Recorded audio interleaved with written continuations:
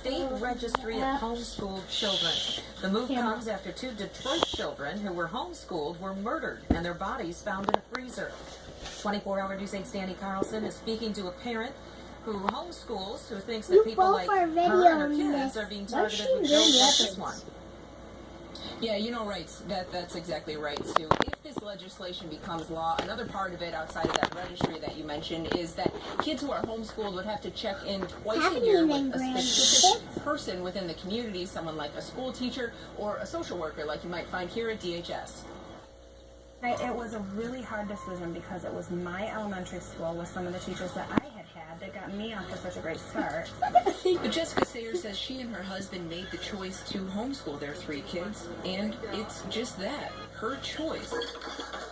A choice, she says, that doesn't mean she and her family should be singled out. Now it targets a group of people who really frankly shouldn't be targeted.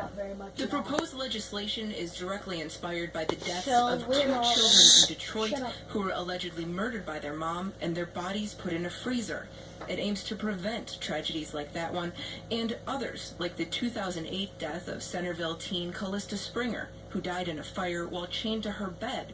Springer had been removed from school and homeschooled after abuse allegations surfaced. But Sayer says while incidents like those are tragedies, she says they're not representative of most homeschoolers. To save another child, yes, I get it. I get it. I'm a certified teacher. I get it. It's about the children. But there's got to be a line. Now, Sayer also said that she thinks that people who homeschool their kids already do have layers of accountability through things like homeschooling groups and just taking kids to the doctor's office, things like that. She also said that she actually would not object to registering her kids with the local school superintendent. You can hear more on her thoughts about that coming up tonight at 6. Live in Grand Rapids, Danny Carlson, 24-Hour News 8. All right, Danny, thank you.